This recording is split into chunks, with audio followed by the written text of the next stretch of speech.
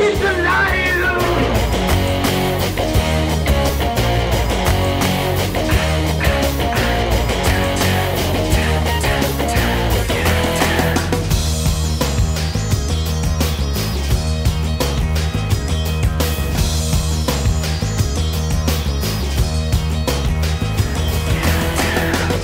You built a time machine out of a DeLorean? Reset, boot, new, reinvent. Ladies and gentlemen, please welcome the president of Biederman Redevelopment Corporation, Dan Biederman.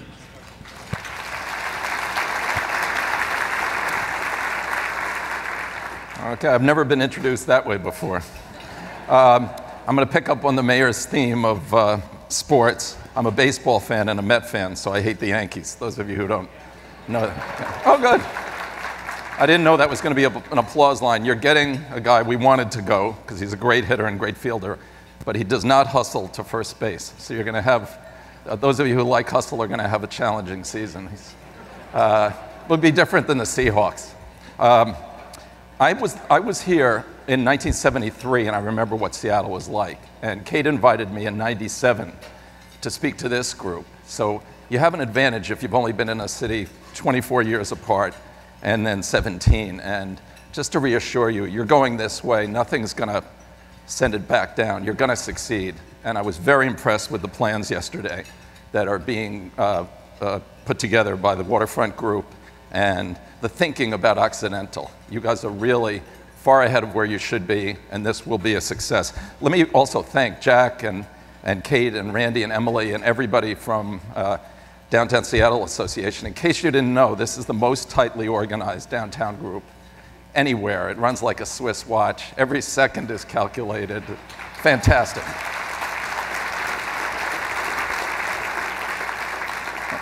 And they've been wonderful hosts. So I've got only 23 and a half minutes, and I want to talk about 9 different things. First, what are other cities doing that's relevant to you?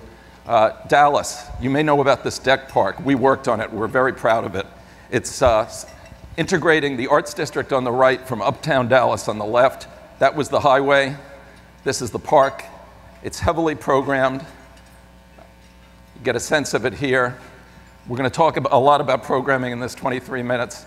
You get a sense of the things that are making it extremely lively, dog park and the like. More about that in a second. In Buffalo, another waterfront project that nobody knows about yet, but the Erie Canal was truncated and really filled in its last 400 yards several decades ago. And we're working on a team that's reestablishing it, and there's a lot of programming in that space right on the Erie Canal in the city of Buffalo, which really needs the help a lot more than you do, believe me. Pittsburgh, what used to be a parking lot is now that, Schenley Plaza, also heavily programmed, and we'll talk about what that means. And in Newark, a majority-minority city, we just took our Bryant Park team and moved them to Newark with the help of Cory Booker, who was the mayor and now the senator. And this is going to be a great park. It's not open yet, that's why you don't see anybody using it. But it's called Military Park, and it's going to be the completion of the improvement of downtown Newark. So that's other cities. Why am I showing Mount Rainier, other than the fact that I'm a climber? Programming is critical in city spaces that are not scenic wonders. So there's no reason to do programming in a national park like this. And we sometimes have contention about it. The point of Mount Rainier is to go climb, contemplate. The most programming you'll get there is maybe a ranger talk about the natural wonders. It's fine not to have programming there, but in urban spaces, Times Square, which is a block from Bryant Park, you need to do programming to keep them civilized. And we're going to talk a lot about how that works. So when I say programming, what do I mean? The cost of this event, which 500 people attended, was $225, because you build up the desire for groups like this, a bluegrass group, to just appear in the park, and you can do things very informally without a great revenue budget. Bryant Park now has the revenues, as we'll show you, but there's a lot of programming from music. This is literary, 103 literary talks each year in a highly reading-oriented city with a lot of intellectuals like Seattle, like Portland, like New York. You can do this and have a little knot of users of the park, and the idea is to spread throughout the park all of this activity, which then creates an environment that people feel comfortable in. More about that in a second, especially our most important users, who I'll tell you about. Certain things are just home runs with very little cost. Chess really works in every public space we've ever tried. And then, especially given your climate, I understand your climate's zone 8, if there are landscape architects out there and gardeners, that's great, because that's 10 degrees warmer than the Northeast cities we work in. And you can go 12 months. We used to give up on Bryant Park in October and let it hibernate for 5 months. No more. This is what we do in December, and November to March, actually. Skating rink surrounded by a Christmas market. How many of you have ever seen the markets of Germany and France in the at Christmas time? Fair number. It's a wonderful model, and I think it would work here, and it will integrate well with your retail and generate a lot of downtown use. So that's what we do in those jewel boxes. Other kinds of programming. Kids programming, amazingly, kids find stuff generally. I'm going to show you a picture of a carousel, I think. Even if there are no kids in the neighborhood, as that was the case in Dallas, where this children's park section was, kids will find it. And then unorthodox thing, that's the Empire State Building in the background. In Bryant Park, we said, why not a square dance? It's one of about 50 kinds of programming we have. And everybody on our board said, square dancing in Manhattan? Seems odd. It worked wonderfully. There are 1,200 people coming to a square dance 3 times a year. And we're thinking of making it weekly. That's how popular it's been. In Dallas, the programming has been equally robust. So here's a program in Bryant Park. The key is to make it thick. You don't want to have programs so that somebody from Seattle coming to New York looks at your calendar and says, oops, I just missed the band concert. There isn't another one till next Tuesday. This is the programming. You don't need to read the details. I know you can't more than 20, 30 yards away, but this is the programming for Bryant Park in 1 week in July. And you need that kind of programming of events plus the routine stuff, the chess, the ping pong, everything else we do, to draw people to the park for reasons I'm about to explain. This is a chart. I want to talk about women in public spaces now for 2 minutes.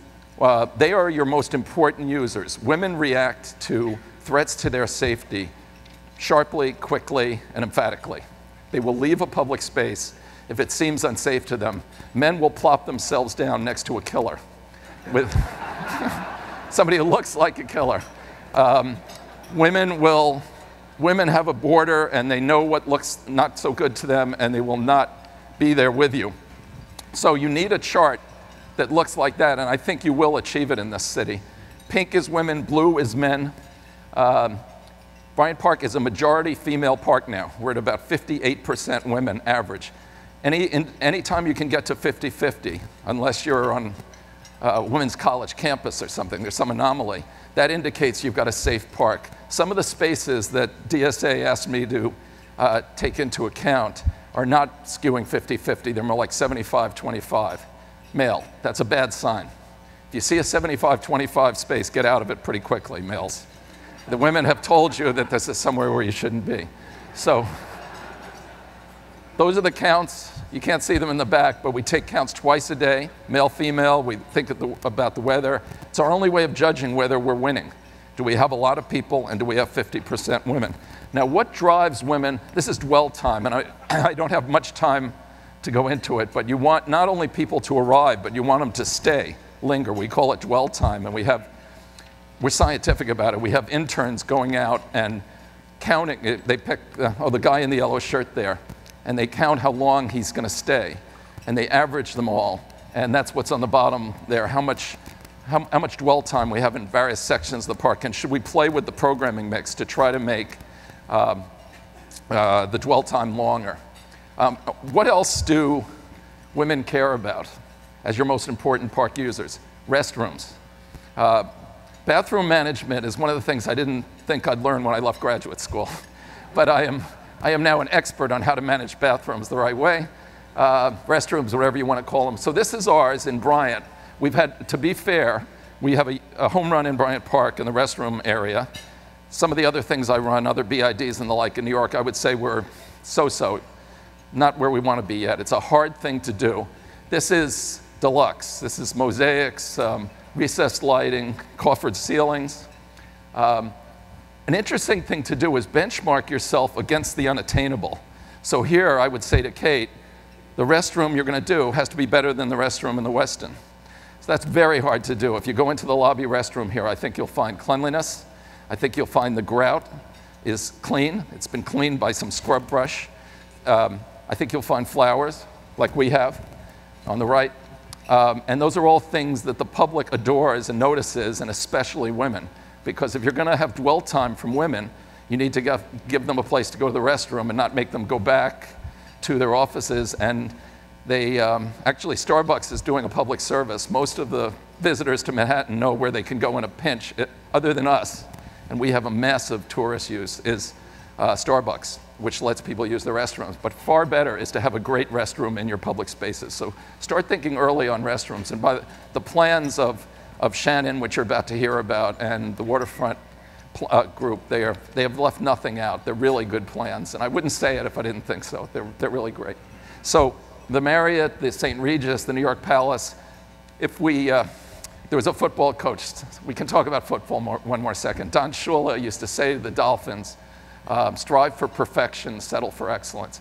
I met his daughter recently by accident, and she said he said it to his kids too, unfortunately. She said it was hard to be the daughter of somebody who said that to his athletes, then told us. And so I stopped saying it to my kids when she told me that. So we strive for perfection in the bathroom area. Homelessness, I know it's on everybody's mind. So let us tell you, and we've been talking about this with the groups that Kate and Jack introduced us to. How do we handle homelessness? That's an actual picture from 2 or 3 years ago, not a rendering, of Bryant Park at lunchtime with 2 or 3 homeless people in the picture. So think of yourself as a female standing right there and saying, is this a safe place or not? The same number of homeless people are in Bryant Park in 2014 who were there in 1992 when it was just opening and not yet civilized.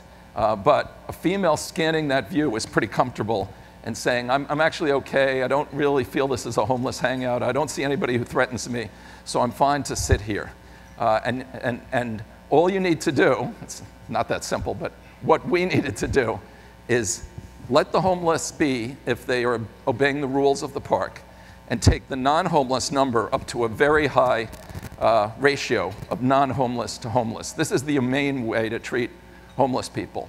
If they follow the rules, they're fine. The rules are something anybody could follow of the public space.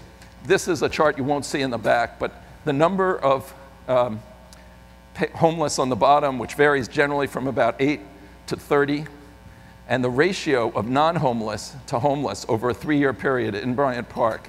And you can see the ratio goes as high as 800 to 1. That will assure that the public spaces are going to be well patronized, because anybody feels comfortable in a public space where it's 600 or 800 to 1. If you go above 30 or 40 to 1, it's feeling good. Think of Occidental Park with that ratio. And that's what you need to get to. Sixth section, how to pay for all this. Do not get discouraged when you have small budgets up front. This is, you may not see it in the back, but I'll read it to you. We went from a budget initially of about $500,000 in 1991 to a current budget of $12 million.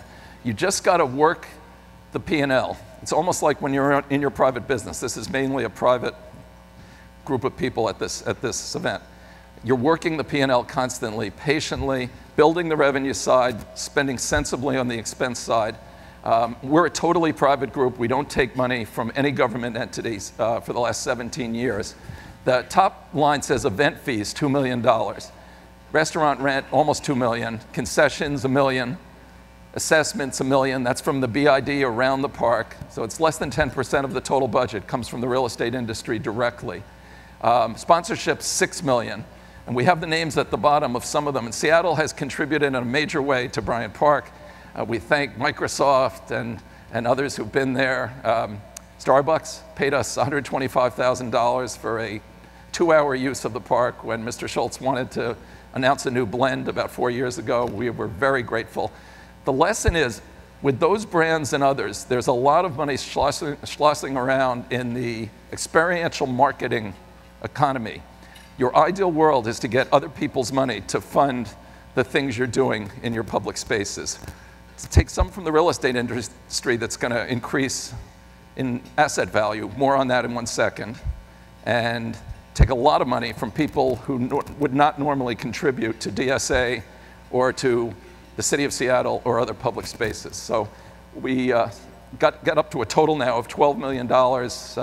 That's the subject of great envy on the part of other parks, and we're working with the new mayor to figure out how to help those other parks come up with the same treatment. There is the chart showing how the revenues were patiently built in all of those categories. And there's the biggest sponsorship is that rink in the winter. It's free, which is great for kind of middle to lower income citizens of the city. It's the only free rink, and that's because Bank of America endowed it. It's a $3 million annual sponsorship. We have a 5-year deal with them, and they're a neighbor, and it's great that they've done it. Southwest Airlines bought a kiosk in effect, but their endorsement of the kiosk is fairly restrained. You can see how much credit they want. The typical thought about this in liberal cities is, oh, the brands are going to want a billboard that's really crass and unseemly. It's actually the opposite. They don't want to seem crass, so they don't start with something that's ridiculous. And then we have an in-house kind of grouchy design department that cuts them down even more. So in Seattle, you will not have brands plastered. You have some nice brands here. Start with yours and then go to other cities' brands. But you won't have something that's unseemly and gets the mayor letters saying, Mayor, how did you allow this to happen in so-and-so park? This will be fine, believe me. So here's an endorsement. Here's a sponsorship of a well-known brand, Coca-Cola. You can see how restrained that was. It's our ping pong area. Coke is pretty careful with their money compared to Pepsi, by the way. A hint, go to Pepsi, forget Coke. Use Coke as a stalking horse. Pretend that they're coming forward with real money. But Coke is so much more successful now that Pepsi is desperate. So Pepsi, 1 in 2 brands in the country are Coke. But Coke did this, and I love them for doing it. And it was $125,000, and they didn't get much. So there were very few criticisms that we'd allowed the park to be all Coke-ified. So that was fine. Google, a tech company of the kind that you can pitch to, that was their sponsorship on the left of our Wi-Fi. 3 porcelain panels, roughly 10 by 15 inches. That was it, in the ivy beds, saying this is Wi-Fi enabled. Google let it happen, and that's what they got. And they almost didn't push for this much. They kind of forgot they gave us the money. This was in the early days when Google used to spend money differently than they do today. Take it from me. So today it's a battle. Okay, I'm 3 away from concluding. Everybody who's not a real estate developer or owner, shut your ears. This is a pitch. How many real estate owners, brokers, or developers are there? Raise your hands. Fair number. Okay, not as many as I thought, but here we go. This is how I made this pitch to Greg Smith yesterday. This is how you're going to make a ton of money for very little effort in your projects. I hope I'll read it if you can't see it in the back. Creating value through the privatization of Bryant Park. And there's one particular building which is shown up there, the Grace Building. It's Gordon Bunshoff design, been there about 50 years. The owners of that building told me, and they had no reason to flatter me, they signed my paycheck. They could have said, you know, you're being paid too much. Instead, they said, let us show you the asset value created by your project. $30 a foot is what they said, a $30 difference in how much rent could be collected when Bryant Park was great versus when Bryant Park was horrible. To be calm, we reduced it to 10 for this chart. $10 a foot delta, real estate people. There's 1.3 million square feet in the building. So you multiply that, $13 million annual increase in the rent roll through nothing the building did except letting me do my plans and my staff and saying to the city that this was a good thing. If you cap it at 6%, they increase the value of the building at $217 million using the most modest assumptions.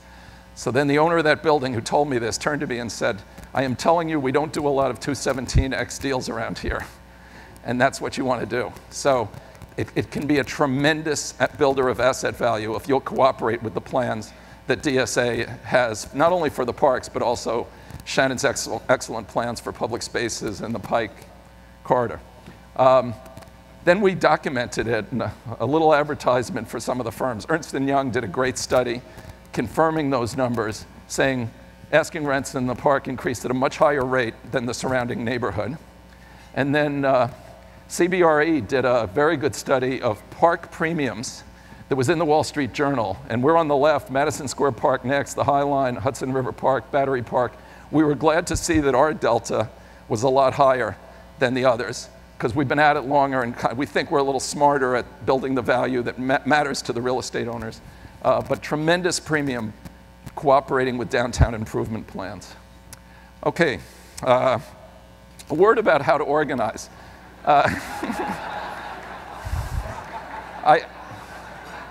I don't use the word privatization west of the High Sierras and the Cascades and east of Harrisburg. I do use the word privatization in the flyover areas, except if I'm in Hyde Park section of Chicago, then I shut my mouth. So I don't like to call it public-private partnership because there are things the mayor has to observe that I don't have to observe. And if you have a public-private partnership, sometimes you get into arrangements that are going to be too hard for you to bear. But we are a privatization entity, and this chart, which I obviously can't go into in detail, is kind of a spectrum of privatization. You'll hear a lot about conservancy models and pure privatization like we are on the left. Central Park Conservancy in New York, somewhat like us. Things in Philadelphia and Washington, a little less private, a lot more public, a lot more government involvement in those managed. You have to think carefully about the documents, attorneys, that will give control or semi-control of some of these public spaces to the private sector. And it's the kind of thing I love to kibitz the client's decisions, because in those early documents are encapsulated the ability you have to work the P&L in the way I said. You want to be able to work that P&L. And a lot of times the government says, we want you to be able to work that P&L to your advantage, because remember that real estate value chart? The government gets a nice chunk of that because real estate taxes go up. So the government gets its investment in you paid off. Okay, now I'm into the fun section. Some gratuitous opinions. As you do these, be careful of water. This is, to me, the most boring water feature in the United States by far. It's in Boston, but they love it. By the way, Seattle, another opinion. You guys have been terrific about being open to opinions from New York. People in Boston are not open to opinions from New York. I'm half Boston blood. My father grew up in Dorchester, or Dorchester, as I'm supposed to say.